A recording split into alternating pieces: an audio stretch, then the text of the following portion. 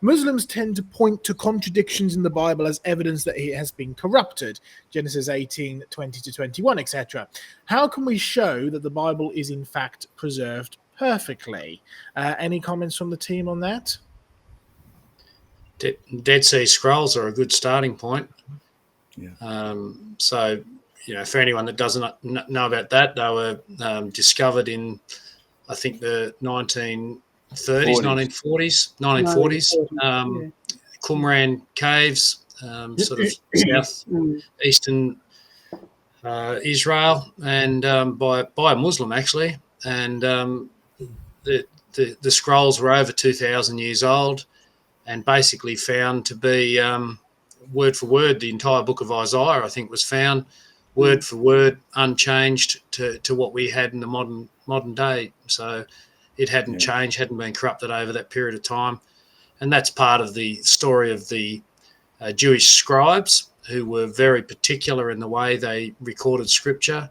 There was a particular profession using the numericals of Hebrew, where they had to make sure they counted the numerical number of each word and each line, and if it didn't add up to what it was meant to add up on any particular point, they had to throw that away and start all over again. So the Jews had a system of making sure that they copied things correctly.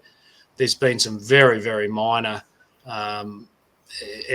maybe copyist errors sort of pointed out, but they don't change the general thrust of the scriptures. And contradictions are a different thing. Contradictions are this part of the Bible contradicts with that part of the Bible, and there tends to always be responses to those.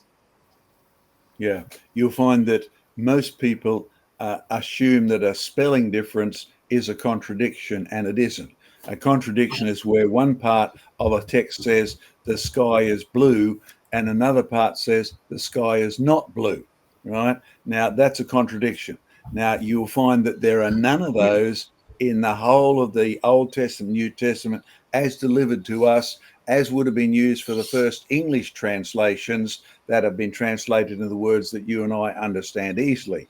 But with the coming of the discovery of the Dead Sea Scrolls, and you can access ream after ream of stuff on the internet now about the Dead Sea Scrolls, and as Craig said, you'll find minor textual differences, spelling sort of things, because, well, we have vowels to make it easier to spell, but the Jews didn't have vowels, so sometimes you find in the commentaries that they put on the edge, they would think, is it an A sound, an E sound, an O sound, or is it something like that? Now, these are not contradictions. They're typography type things, but there's no contradictions. And in fact, I believe there were 10 copies of Genesis and commentaries in the Dead Sea Scrolls. So not just Exodus, not just Isaiah, the most important one, because to speak to the Jews, the prophet Isaiah was the one who foretold the coming of the Messiah, right? So they were very, very knowledgeable about that. And tragically, they rejected that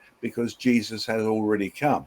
But starting at Genesis onwards, have a good talk to a Muslim, and instead of putting up with his claim that there are contradictions, hand him your New King James, and then hand him a copy of the Dead Sea Scrolls freely. Well, not freely, you've got to pay quite a bit for it. Go look it up and say, now, where's the contradiction? And 9 times out of 10, you'll find they don't even know what's in the Bible. They've just been told. Same as the skeptics. They don't know what's there. They've just been told. And ironically, times they don't know what's in the Quran either. So that's right.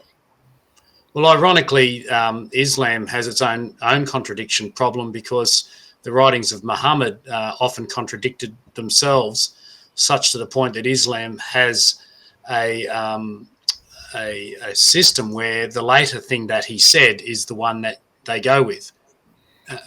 So there's actually a principle that they apply to deal with the contradictions in his own writings.